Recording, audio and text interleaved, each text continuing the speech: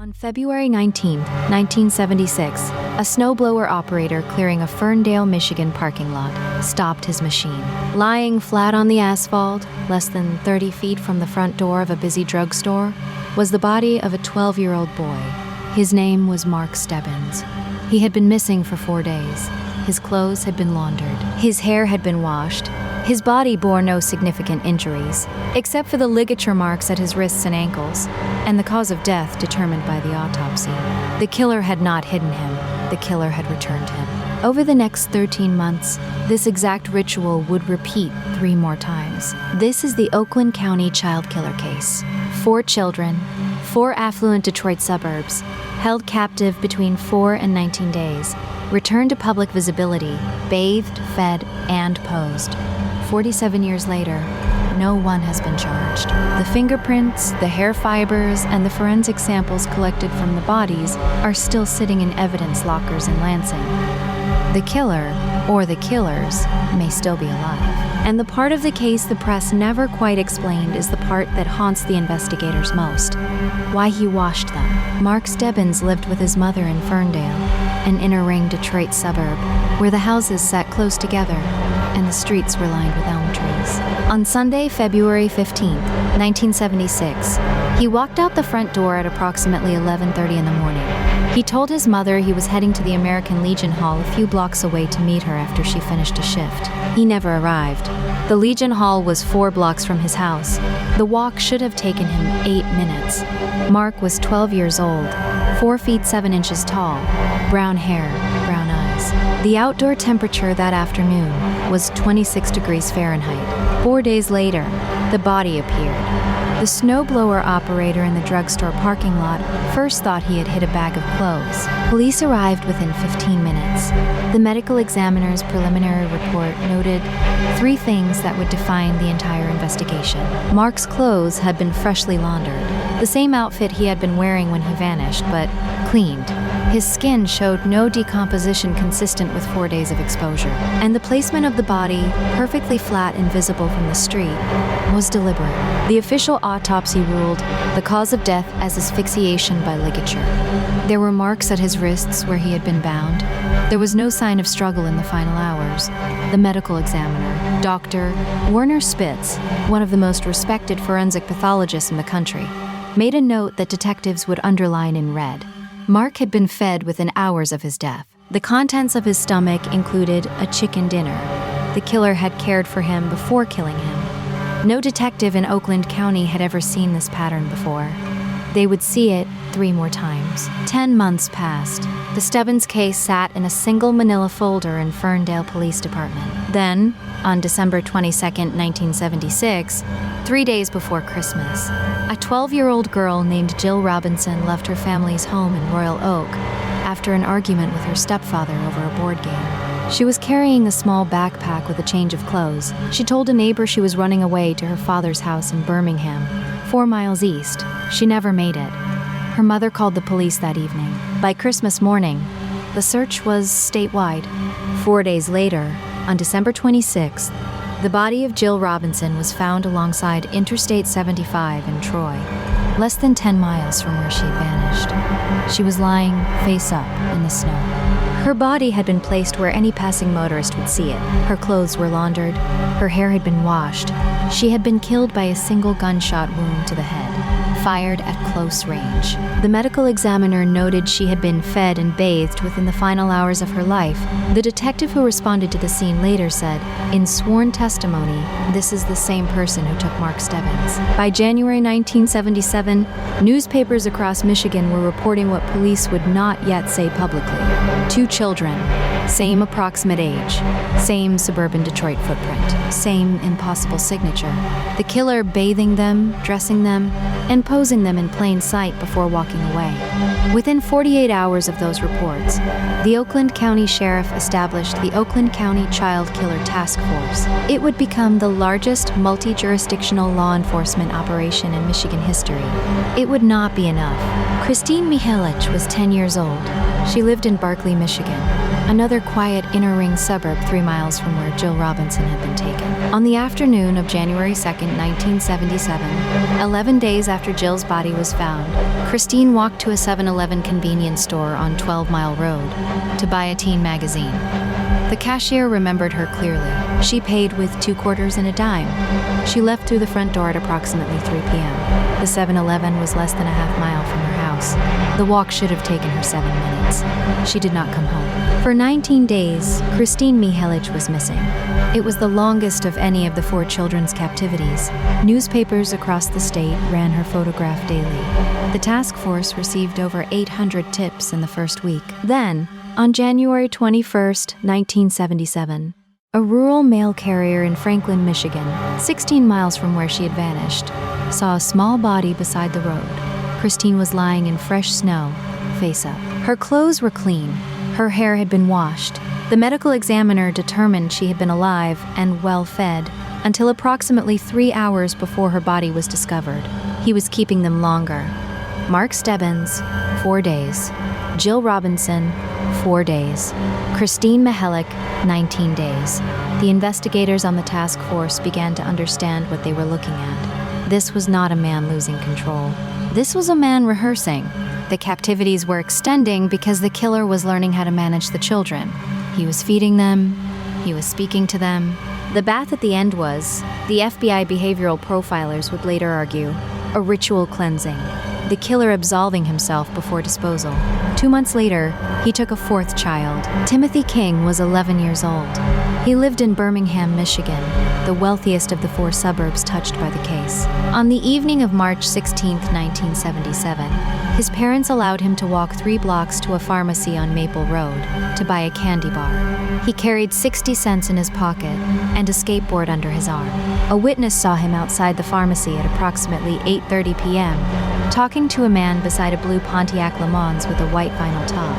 By 9:15, when Timothy had not returned, his older brother went looking for him. The skateboard was still leaning against the pharmacy's outer wall. His mother, Marion King, made a decision that would echo through the entire case.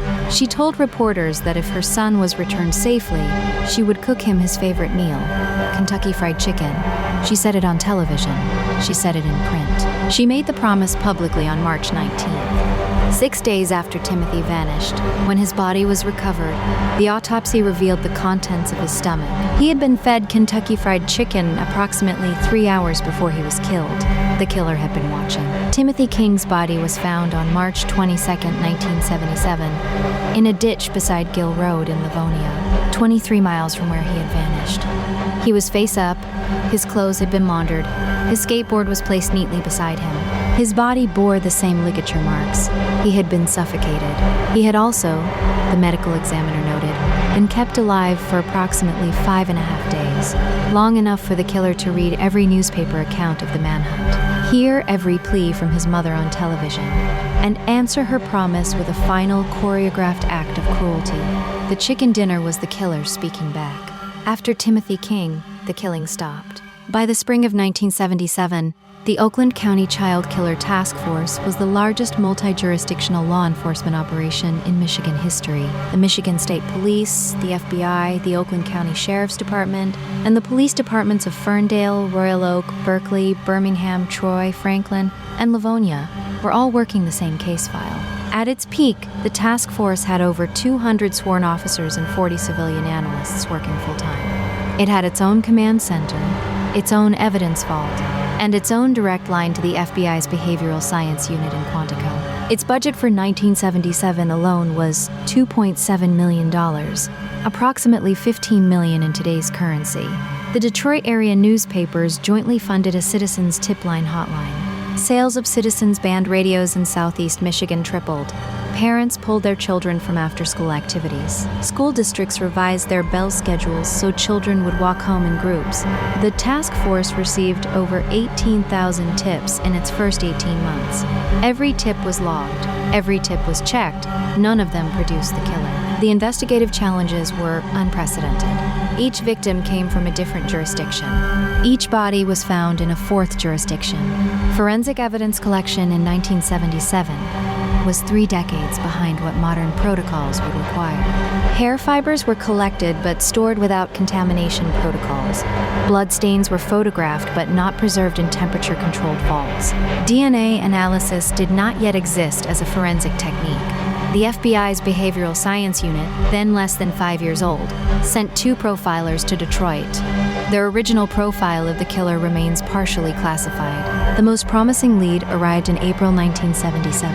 A confidential informant told Michigan State Police about a wealthy auto industry family in Bloomfield Hills, specifically the son of a senior General Motors executive who allegedly had a history of inappropriate conduct with minors. The informant, named Christopher Brian Bush, age 26, the son of H. Lee Bush, a senior GM executive. Bush was already known to law enforcement for a 1976 conviction for criminal sexual conduct involving a minor. The task force opened a file. The file would, 3 decades later, become the center of a federal lawsuit. Christopher Bush was interviewed by Michigan State Police on January 28, 1977, 6 days after Kristine Mihelich's body had been found. He was asked to take a polygraph examination. The results, as later cited in federal court filings, were inconclusive but indicated significant deception on questions about whether he had been alone with any of the 4 victims. Bush had a verifiable connection to a confirmed pedophile ring operating out of North Fox Island in Lake Michigan, a ring whose members included Gregory Green, Theodore Lamborghini, and a Detroit area associate named Vincent Gunnels. All 4 men became persons of interest. None of them was ever charged in connection with the Oakland County murders. Bush's polygraph results were, at the time, classified internally as failed. But the polygraph report was not the only document the task force possessed. They had Bush's prior conviction. They had statements from at least 2 adult survivors of the North Fox Island ring, naming Bush as one of the men who had used the island for trafficking. And they had a composite sketch, based on the description of the man Timothy King had been seen talking to outside the Birmingham pharmacy, that bore a striking resemblance to Bush's driver's license photograph. Yet the case against him stalled. The reasons would not be fully understood for 30 more years. Gregory Green was a known associate of Bush and a convicted child molester serving time in Michigan in 1977 when the task force interviewed him. He reportedly told investigators, in a statement that remains partially redacted in FBI vault releases, that Bush had confessed to 2 of the 4 murders during a private conversation. Green's statement was deemed not credible at the time, partly because Green was hoping to negotiate a sentence reduction. The task force moved on to other suspects. Green's statement was filed. It would not resurface for decades. North Fox Island sat in northern Lake Michigan, roughly 30 miles offshore. It had been purchased in 1972 by a Detroit financier who used it as a private retreat. By 1976, federal investigators had documented at least 16 confirmed instances of minors being flown to the island as part of an organized trafficking operation. The Oakland County victims had no documented direct connection to the island, but every credible suspect the task force identified did. The geometric center of the suspect pool was not a man. It was a place. On November 20th, 1978, 20 months after Timothy King was murdered, Christopher Bush was found dead in his bedroom in the Bloomfield Township home owned by his parents. He had a single gunshot wound to the head from a small caliber rifle that lay beside him. The Oakland County medical examiner ruled the death a suicide. The investigating detectives noted several anomalies in their report. Anomalies that would not become public until decades later, when federal records were partially released. There was no suicide note. The rifle was found in a position inconsistent with self-infliction, and on the wall behind the body, taped at a child's eye level, was a hand-drawn sketch of a boy with brown hair, approximately 4 feet 7 inches tall. The sketch resembled Mark Stebbins. It was one of 3 drawings found in the room. The other 2 depicted boys with features matching Timothy King and a 4th unidentified child who has never been formally connected to the Oakland County murders. The drawings were photographed. They were placed in evidence. They were not disclosed to the public, to the press, or to the families of the victims for nearly 3 decades. The Bush family's attorneys requested that the death be ruled a suicide without further investigation. The medical examiner agreed. Within 72 hours, the Christopher Bush file at the Oakland County Sheriff's Department was sealed. The drawings were removed from the active investigation. The case file numbering was changed. The most promising suspect in the largest child murder investigation in Michigan history simply ceased to exist as an open lead. For the next 18 months, the task force continued to operate, nominally. Its budget was cut in half in 1979. Its officer count fell from over 200 to fewer than 30 by mid-1980. The Michigan State Police withdrew their lead investigators in March 1980, citing competing priorities. The FBI's regional office reassigned its profilers. Newspapers stopped running follow-up articles. Parents in Oakland County, who had spent 3 years in a state of paralysis, slowly returned to normal life. The killings, after all, had stopped. On July 1st, 1980, the Oakland County Child Killer Task Force was formally disbanded. Its physical files were boxed and transferred to the Michigan State Police Evidence Storage Facility in Lansing. The boxes filled the back wall of one storeroom.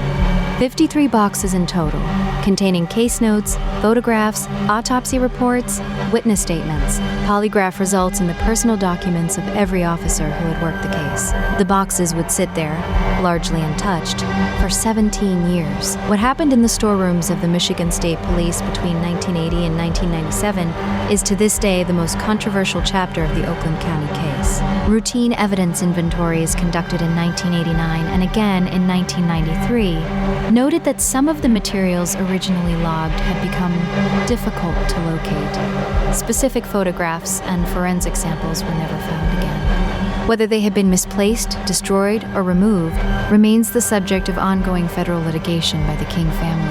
FBI vault releases since 2008 have cited internal memoranda concluding that significant evidence was quietly suppressed. The reasons and the responsible parties are the subject of part 2 of this series. 47 years after Timothy King was found beside Gill Road, the Oakland County Child Killer case officially remains unsolved. No one has ever been charged with any of the 4 murders. The evidence held in Lansing is, by current forensic standards, fully suitable for modern DNA analysis. In 2007, hair fibers recovered from Mark Stebbins' body were matched to a specific individual. In 2008, the same individual was matched to fibers from Kristine Mihelich. The match was an associate of Christopher Bush, who had been on the task force's original suspect list, then quietly removed. The FBI did not share the match with the families of the victims at the time it was made. The King family has spent the last 15 years fighting in federal court for access to the original case file. They have obtained, through repeated litigation, approximately 40% of what they have requested. The remaining 60%, including the sealed Bush bedroom photographs, the suppressed FBI behavioral profile, and the polygraph examiner's full handwritten notes, remains, as of this recording, inaccessible. The reasons are not, the family argues in their filings, the reasons we have been told. Next Friday, we will follow that argument into its evidence. How the FBI failed for 47 years. What was inside those boxes? And who decided you would never see them?